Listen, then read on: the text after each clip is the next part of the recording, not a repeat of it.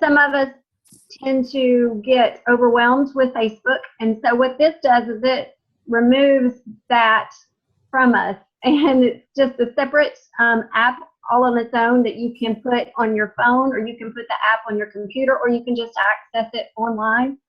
And we have different channels on Slack that we've started, and some of them allow us to communicate. And what we can do is we've started small with our channel. We've got a general one, we have a critical topics church-wide. We have a nurture stages in understanding. We have a random one, and then we have a shepherding one from last December's conference. But what that does is it allows us to go to these channels and post different comments or questions. Or what we can do is we can add a document from Word or a document from Dropbox. And Mike's got one right there from Workshop. But if we go to this critical topics church-wide, Christine had a question. And what we were able to do is everybody could answer her question. And because she wanted to help her do some stuff for a meeting that she had coming up. And so she was just asking questions for the participants. And so what people were able to do was go through and answer what her question was. And it was an easy way to communicate, and she could get those pop up on her app on her phone, or they would come up on her computer app or on the website as well. But it would give her just a brief what they were thinking about that. And so it's something very easy. You can see right here, Tim, and I'm not going to be able to pronounce his last name, so I'm not going to butcher it, but he was able to say, go to Mike's YouTube videos, and that would be a good starting point. So things like that is really easy to help out for all of us, because it just gives you something that says, okay, I've got this question about this. Let me go on here and ask the rest of the community what their thoughts are on it. And everybody can just contribute and help out each other. And it's a great way for us to communicate and stay in touch with each other and not have to have all the other junk from Facebook to go along with it. So we're really excited about it and think it's going to be very beneficial for everybody to use in this February to July session. So hope you'll join it. Thanks, Katie. You're welcome. So so there's that forum Katie was just telling us about. Then let's go on to talk about next, the fact that you get priority access. For ascending leaders, we really want to give people who are in DiscipleOn priorities. So you get personal interaction with your facilitator on the forum and through the Slack conversations. We will respond to your needs first. If we get overwhelmed, we make those who are in DiscipleOn your questions priority. And also with that, we will even, if you want other services from ascending leaders, we even, when we're looking at pricing, and we even consider, hey, this is a person who's in DiscipleOn, and we give a discount based on that. We have, for DiscipleOn, we have a covenant, and I would just like to share that with you. And what we find is that covenant really helps us to have a community that's, supports each other. So there's a couple points to it. One is that we are all practitioners, and we want to honor that we are all working on discipleship in our churches. That the quality of this is based on people's participation. So, we want to seek to attend all 5 gatherings, at least, or all 6 gatherings, at least 3 of the 5, and the webinar, the expert webinar. And that we will interact from a posture of humility. I've been on some of these before, and you get somebody who kind of wants us all to know how much they know. This is not designed that way. And I'm pleased that if people participating on it have had just a really, really good attitude towards each other. And while seeking to contribute openly, not to monopolize the catalytic gatherings. And lastly, what often is the case with electronic gatherings, since people haven't met each other, is sometimes on Facebook or other things, people can be sort of snotty to each other, and we really want to recognize that this is an electronic situation. That means that we need to seek to communicate in ways that build cohesion, and there's some more detail about that there. But that's a covenant that we use just for everybody's participation. I will maintain confidentiality as appropriate. And lastly, Yeah, I will use the DiscipleOn resource vault to openly share and receive tools and resources. And a lot of us use that. We put documents up there. We take documents down from there. We give permission to each other. So that's really cool.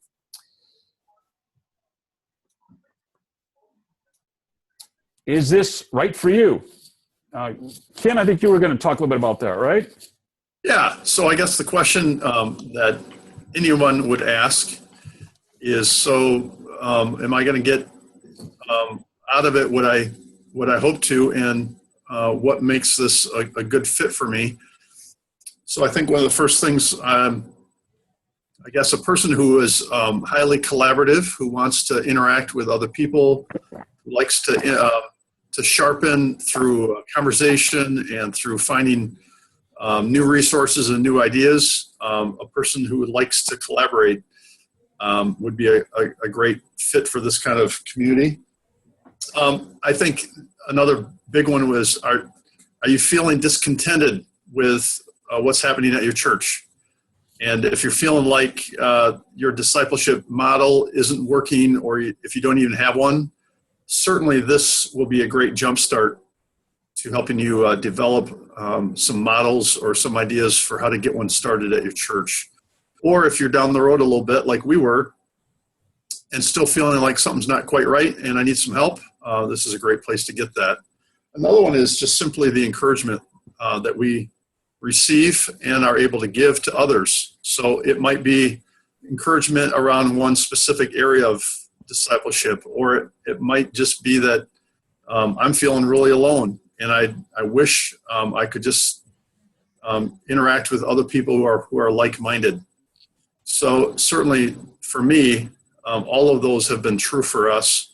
I've actually shared this DiscipleOn time with one of our other staff members who was brand new and was really encouraged by it. And her name was Susie, and Susie and I would join the community each month. And she was extremely inspired by the interactions as a new staff member here at our church. So I think that will be true of anybody who joins this DiscipleOn community. Thanks, Ken. So you get a lot for it. What does it cost? It's just $270. That is $45 a month is what it ends up to be. But at the beginning, you register just $270, and that gets you into it, just $45 a month. Now, there's another option too, and that is, in addition to the 6 months, we have a one-on-one times 2 package. That means that in addition to this, you can have 2 one-on-one sessions, 75-minute one-on-one sessions for individual coaching.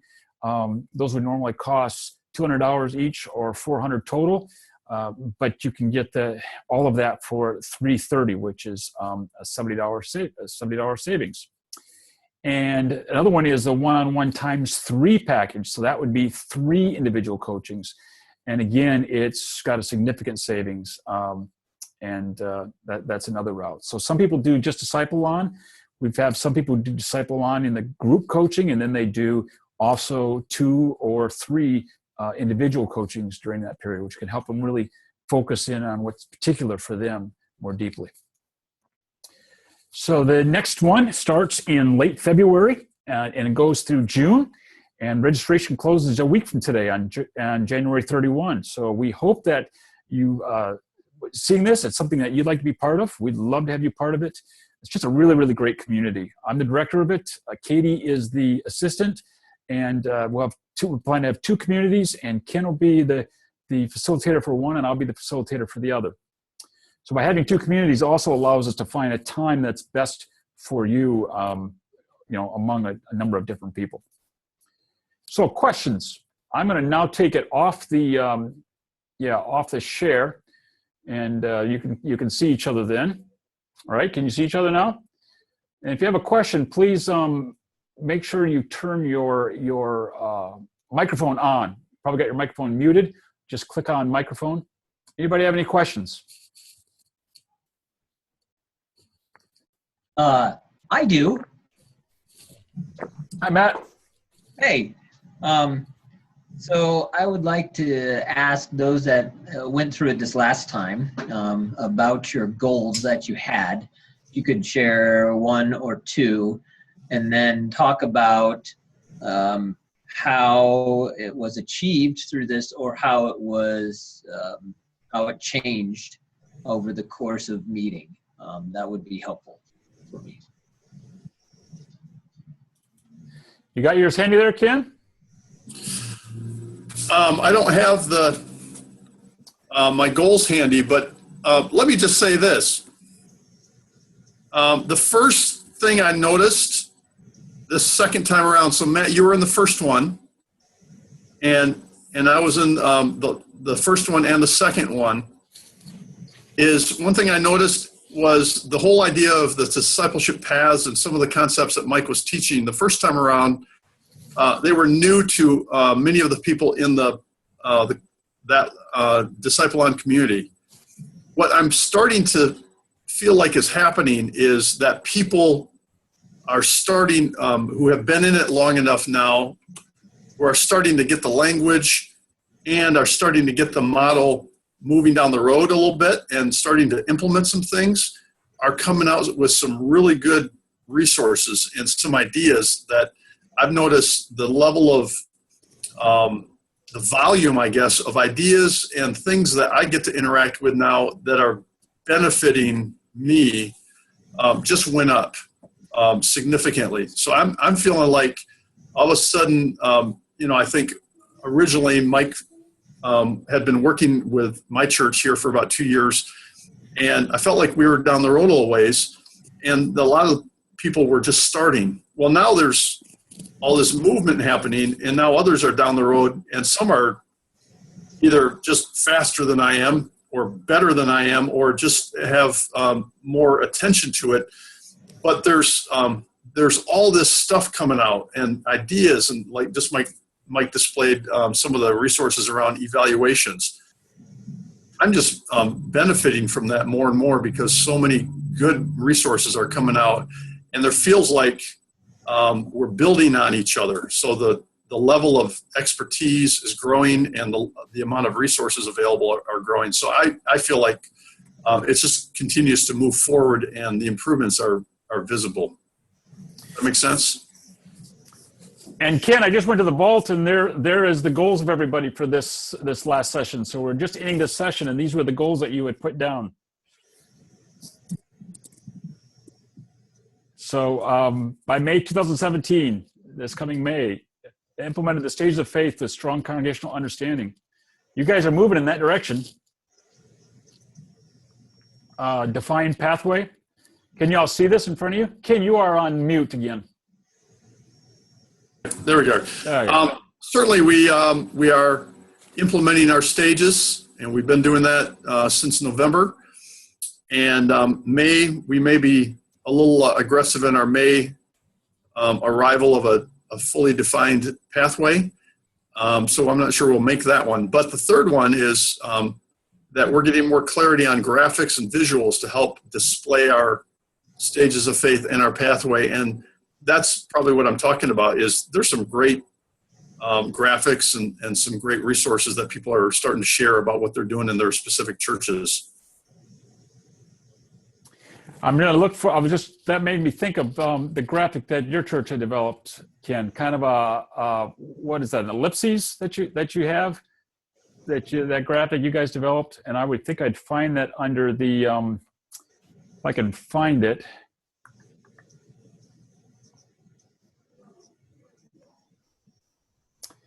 Yeah, I can't find that folder right now. It's not hitting me exactly where it would be.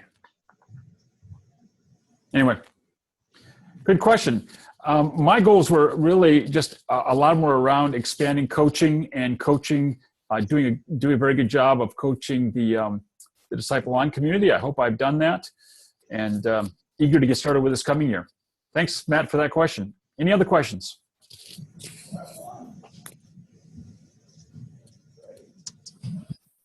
Hi, Brian. Hey, how are you? I got a Wow. question. Can you hear me? Good. Hey, I'd love to know, what were some of the, maybe this is probably the same question in a different way, but what were some of the outcomes that those in your previous coaching groups saw in their churches as far as Was there greater clarity on stages? Were people able to identify where they are in their next step, or what were some of the positive, outcomes that these church leaders are seeing as a result of coaching with you? Yeah. Well, I got some ideas. Ken, do you have some that you remember from some of the churches? Not specific right now. I do know that some of the work around formulating how the stages seems to be one of the conversations that was coming up often, and how do we contextualize the stages to our setting, and how do we formulate a language that fits us. And that seemed to be something that I know came up in this last group, was more conversation and more questions around stages. How do the stages fit with the pathway? That's one area where I feel like there's clarity. I don't know if that's a clear outcome, but it's certainly one of the areas where there's been growth and a better understanding of how stage theory works with pathways. Okay. Ken's church does a really good job, or has done for a lot of years now, with spiritual directors. I think, what do you have, 10 or 20 of them, Ken? We have 10 that have been formally certified and trained. Yeah. All right. So the church planter is part of this in Atlanta. He was very interested in that because he wants to move more in the area of spiritual formation. Katie works with Eddie, that church planter, and I think she can speak to that, that he did that. I won't say what church it was, but one church had an issue where they had another group in the church that was working hard on distinctly missional discipleship. And she was struggling with, not being in conflict with each other, but trying to build bridges. And so she came to the group, and we all gave her some input on that. Another Memorial Drive Presbyterian Church, I know, we just showed a little earlier. Kristen Knoop, the staff there, she's got to make this presentation to members of the church. And she was just asking, what are the core things to communicate? So for her, that came together. Big thing we did, and Kathy and I from Ascending Leaders went to Ken's church in Grand Rapids, Michigan, and piloted with their staff a Stages of Faith conference for their leaders. So they had about 50 people there.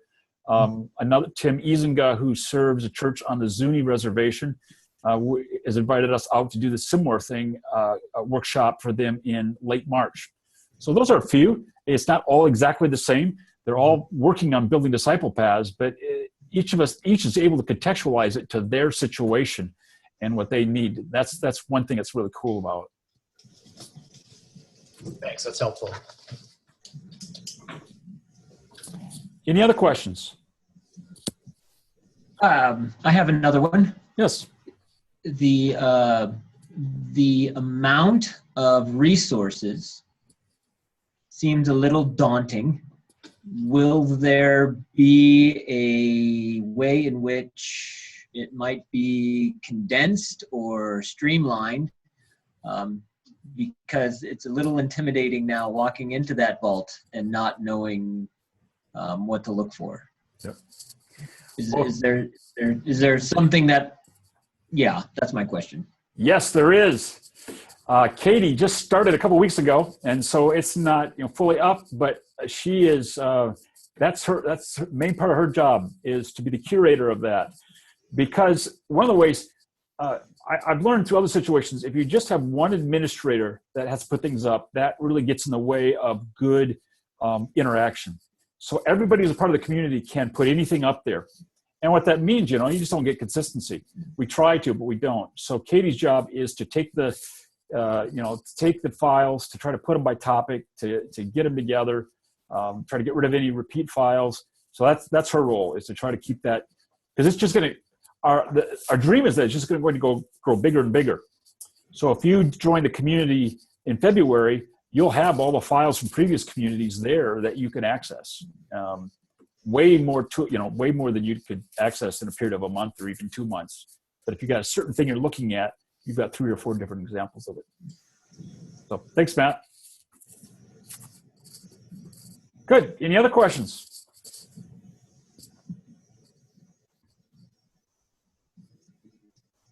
That give you all you needed? Hey, well, we're excited about this. It's been a great experience so far. It's been a dream for a couple of years, and I've taught online education with Fuller Seminary, and so I learned a lot doing that. And I think we've applied a lot of the online education concepts that just make this a great group, and hope that you'll each be part of it starting in the next season, which starts in late February. And get your registration in the next month. Go to settingleaders.org/discipleon Again, settingleaders.org/discipleon, and that will get you to the registration. Hey, Mike, I do have a question. Sorry. Do you know the days of the week or the times of each of your communities yet that you're setting up? What we will do is all those who register, we will send you a place where you can sign up, and you can tell us, it'll give you 3 different time slots each day of the week, Monday through Friday. So what is that? That's 15 different time slots. So you can tell us which ones you work and which ones you prefer. And then based on that, we'll have 2 different communities, and we'll get, one that works for half the group, one time that works for half the group, and another time that works and is preferred by another half the group. So that's how we do it. So you don't have to register based on your own schedule. But after you've registered, we schedule, we set it based on what works for you. Okay, great. Thank you. You're welcome. Would it be beneficial, since Julia and I are at the same church, to be in the same group, or would it be beneficial to be in different groups? That's a question you could ask. Ken had a staff person who was in a group with him for a while. I would think if you're together, you could process it together. Mm-hmm. But if you're apart, then maybe you're discussing something. You say, "Oh, well, yeah, in our group, we really got into that." So you could actually share. You almost get double the resources. It was based on time, but also you said, we really wanted to be together. We probably try to get you together. Try to honor that. So and that raised something that we haven't talked about much. What we're going to try to do is keep the topics as similar in the communities as possible. And yet, if a community is going into one topic that the other community isn't, that's okay too. So there's room for the community to go where it wants to go, but also we'll keep some consistency between the communities. All right, any last question? If not, you all have a great day of ministry, and look forward to seeing you in late February in the beginning of the next season of DiscipleOn. Thank you, everybody. Thanks, Mike. Thanks, Mike. Bye. Bye-bye.